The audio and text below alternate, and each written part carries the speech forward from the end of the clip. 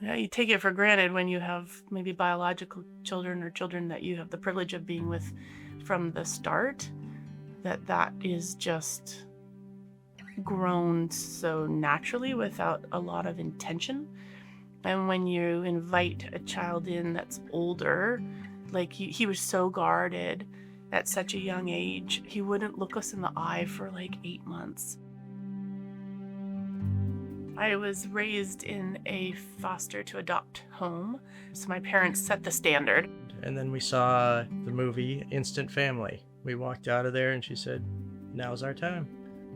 It was an interesting coincidence because my sister and I were all getting our license at the same time, but we hadn't told anybody because we were directly told this probably isn't going to happen for you and it's really hard. We looked at each other and said, this guy doesn't know us. And this was when we were going through the state. So we doubled down and met him at every roadblock and we got our license. And so we're celebrating it. My sister goes, "You're kidding." She goes, "I'm just like a month into getting mine with Skookum." And Mullane went down to Mount Vernon and picked him up. And we ended up adopting him 3 years later. Learned a lot about how important that trust and that love and that connection is early on. We missed an opportunity our first round for sure because the state unfortunately didn't have those resources that Skookum has. So fostering for our youngest son, who we have since adopted, felt lonely. And we relicensed through Skookum, and night and day difference. You know, when you lean all in, you put that kid right up front and you're just working hard to get them what they need. So you put yourself on the back burner, but Skookum won't let you sit on the back burner. They keep bringing you forward and bringing you in and getting you the resources. And we have somebody who cares about us. It's like having a close friend that's an expert in the field.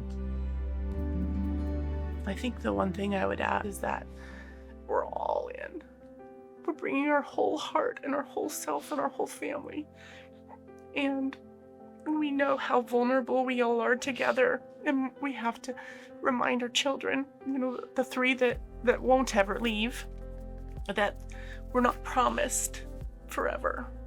And what we give right now is something that the kids that get to stay with us for as little time as they do or as long as they do will be so good for them in the long run. They're children, right? They're forming those bonds that they're supposed to form and that love that's forever. But the grown-ups in this have to be ready to let our hearts break. I think one of the things that I really appreciate most about our son is how much he's given the rest of us this opportunity to grow. They are better kids because he's in our life. He challenges them to function at the highest of their abilities around patience and compassion. It's very normalizing for everyone involved, right? We're all in it together. You're a Skookum family. I look around at our fellow Skookum families and their experience is of this world of fostering that's full of support and love and access to resources beyond your wildest dreams, like things that we were never offered before. And so I just know that we are acutely aware of how lucky we are to be a foster family with Skookum. It's the reason we're still doing it. And I just think it's the right model for foster parenting. I hear it in other foster parents circles that don't have Skookum.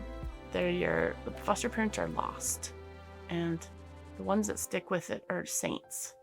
But you don't have to be a saint to be a foster parent with Skookum. You just have to show up.